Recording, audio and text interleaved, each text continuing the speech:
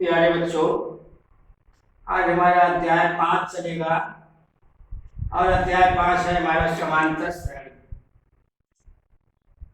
पहला सवाल दिया है, निम्नलिखित में से प्रत्येक समांतर श्रेणी के लिए प्रथम पद तथा समांतर लिखिए। इसका पहला पाठ है 3,1,1,3। दूसरा पाठ है 5,5, ऋण 1,3,7। तीसरा पाठ है 1/3, 5/3, 9/3, 13/3।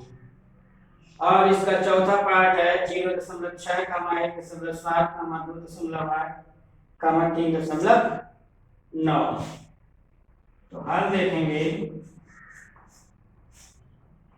और इससे पहले प्यारे बच्चों ये जान लेंगे समांतर श्रेणी क्या होती है। ऐसी श्रेणी जिसके पद समान अंतर में रखे हों, समान अंतर पर सुसज्जित हो, ऐसी श्रेणी को हम समांतर श्रेणी कहते हैं। तो यहाँ पे देखेंगे सवाल नंबर 1, 3, 1, ऋण 3। हमको क्या करना, प्रथम पद तो सबसे पहले लिखा है उसी को हम प्रथम पद कहते हैं। तो यहाँ पर प्रथम पद क्या हो जाएगा, प्रथम पद। यहाँ पे प्रथम पद क्या होगा, प्रथम पद इसको हम ए से दिखाते हैं। प्रथम पद को हम ए से दिखाते हैं। ए बराबर क्या है, 3। और सार्वंतर, सार्वंतर सार्वंतर को हम डी से दिखाते हैं। डी, इसको हम क्या करेंगे, दूसरे पद से पहले पद को घटा देंगे।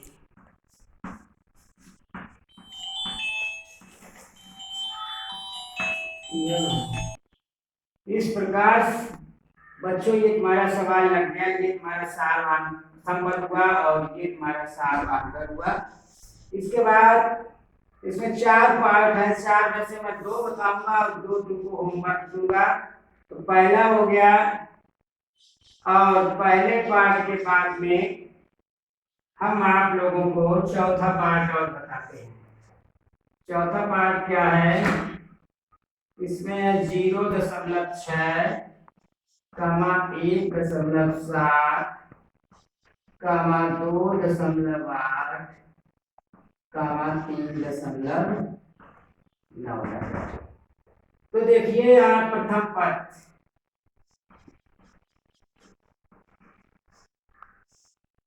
प्रथम पद क्या है, 0.6। अब हम सार्वंतर कैसे निकालेंगे,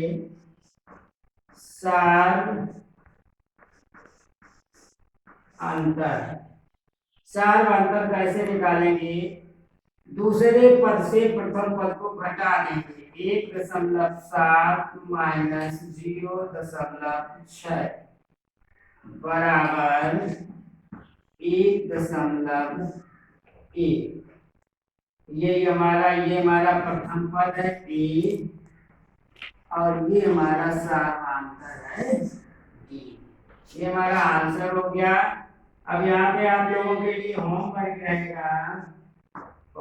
रहेगा दूसरा सवाल और तीसरा। ये आप लोग होमवर्क करेंगे।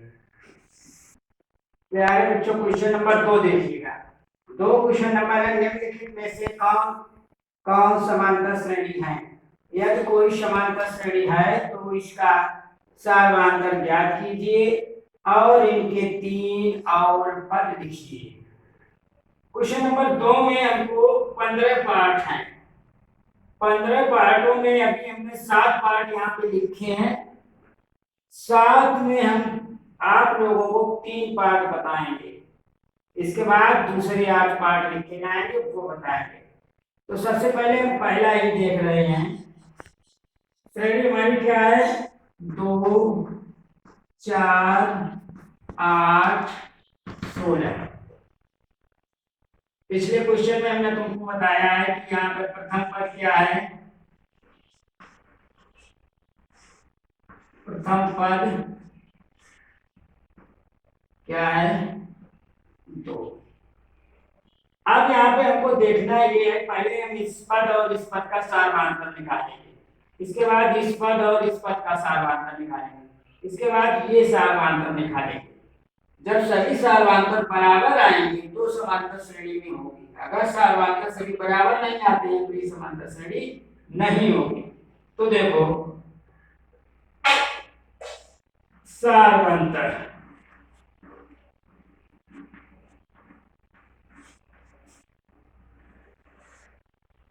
क्या होगा, 4 माइनस 2 बराबर 2, और इसके बाद देखेंगे यहीं पे 8 माइनस 4 बराबर 4, 16 माइनस 8 बराबर 8।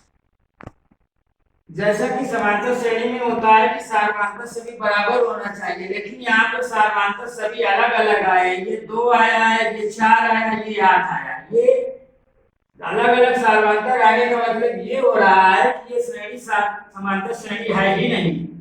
यहाँ लिखेंगे दी गई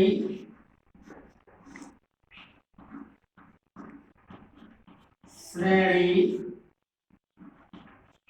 समांतर श्रेणी नहीं है, ये हमारी समांतर श्रेणी नहीं है। इसके बाद हम क्वेश्चन नंबर 3 देखते हैं, इसको बिगाड़ देते हैं। क्वेश्चन नंबर 3 देखेंगे, क्वेश्चन नंबर 3 ये है, 3 हमारा क्या, 3 plus under root 2, 3 plus 2 under root 2, 3 plus 3 root 2। यहाँ पर हम देखेंगे प्रथम पद,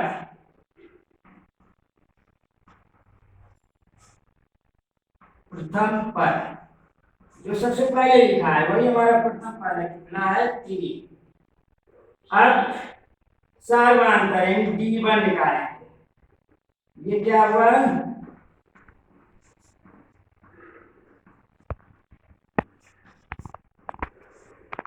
सारवांतर।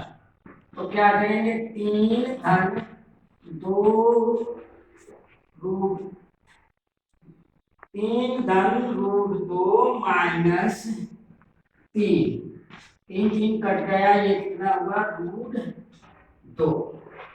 इसके बाद D2 निकालेंगे, D2 कैसे निकालेंगे, 3 plus 2 root 2 minus 3 plus root 2। इसको हम कैसे हल करेंगे, 3 प्लस 2 रूट 2, ये ऋण लगा है तो कोष्टक खोलेंगे, 3 माइनस रूट 2, 3 से 3 कट गया, 2 रूट 2 से रूट 2 चला गया तो ये रूट 2 आया। ये हमारे दोनों सारवांतर बराबर हो रहे हैं। इसी प्रकार ये भी सारवांतर बराबर हो जाएगा, तो ये श्रेणी हमारी समांतर श्रेणी है। अब जब ये समांतर श्रेणी है तो हम क्या करेंगे, इसके क्या करना है, इनके 3 और पद लिखिए, 3 और पद लिखना है। तो देखिएगा यहाँ पे हमारा पद ये लिखा था, पहले था 3 प्लस अंडर रूट 2 3 धन 2 रूट 2 3 धन 3 अंडर रूट 2। अब इसमें क्या करेंगे, तो 3 पद लिखना है तो हम लिखेंगे यहाँ प्रथम पद, नहीं अगला पद। तो 3 पद हम कैसे लिखेंगे, ये 3 धन 3 अंडर रूट 2, इसमें अंडर रूट 2 जोड़ दिया, तो ये कितना हो गया 3 धन 4 अंडर रूट 2। इसके बाद अगला पद 3 धन 4 अंडर रूट 2 धन अंडर रूट 2। तो ये हुआ 3 धन 5 अंडर रूट 2। इसके बाद अगला पद होगा 3 धन 5 अंडर रूट 2 धन अंडर रूट 2। तो ये हुआ 3 धन 6 अंडर रूट 2। ये हमारे 3 नए पद प्राप्त हो गए हैं, तो इसके आगे यहाँ लिखे जाएंगे। तीसरा सवाल हो गया। तीसरा क्वेश्चन लग जाने के बाद अब एक पार्ट हम और बताएंगे। क्वेश्चन अब प्यारे बच्चों एक और इसमें से देख लेंगे। पहला हो गया, तीसरा हो गया। तीसरा हो जाने के बाद में अब हम कौन सा देखेंगे पार्ट? पांचवा देखते हैं, पार्ट नंबर 5। ये हमारे लिखा गया रूट 2 रूट 8 और रूट 18, और इसको करड़ी भी पढ़ सकते हैं, रूट को करड़ी 32। देखिए इसको कैसे लिखा जाएगा। ये करड़ी 2, 8 को हम ऐसे लिख देंगे 4 गुणे 2। करड़ी के अंदर है तो 4 गुणे 2 किया 8 हो जाएगा। इसके बाद 18 को हम ऐसे लिख देंगे 9 गुणे 2।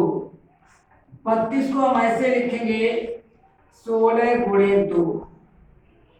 यहाँ समझने वाली बात ये है, 8 को हमने 4 गुणे 2 इसलिए लिखा क्योंकि 4 का हमें वर्गमूल पता है 2। 18 को हमने ऐसे लिखा 9 गुणे 2 क्योंकि 9 का हमको वर्गमूल पता है 3। और 32 को हमने ऐसे लिखा 16 गुणे 2। 16 का वर्गमूल हमको पता है 4। इसलिए इसको हम कैसे लिख देंगे 2 और 2, 4 का वर्गमूल है 2 रूट 2, 9 का वर्गमूल है 3 रूट 2, 16 का वर्गमूल निकाल लेंगे 4 रूट 2। यहाँ पर अब हम देखेंगे कि हमारा प्रथम पद कितना हो गया।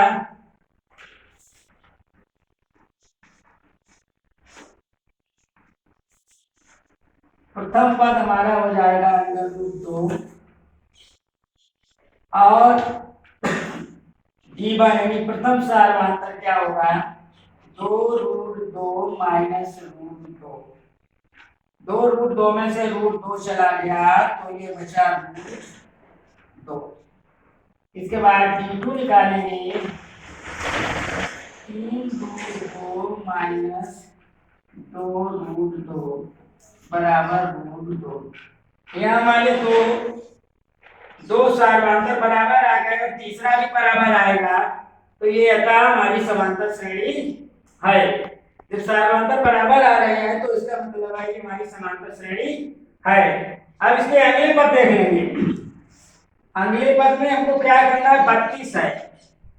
32 में हमको रूट 2 जोड़ के लिखना है। तो कैसे लिखेंगे ये 32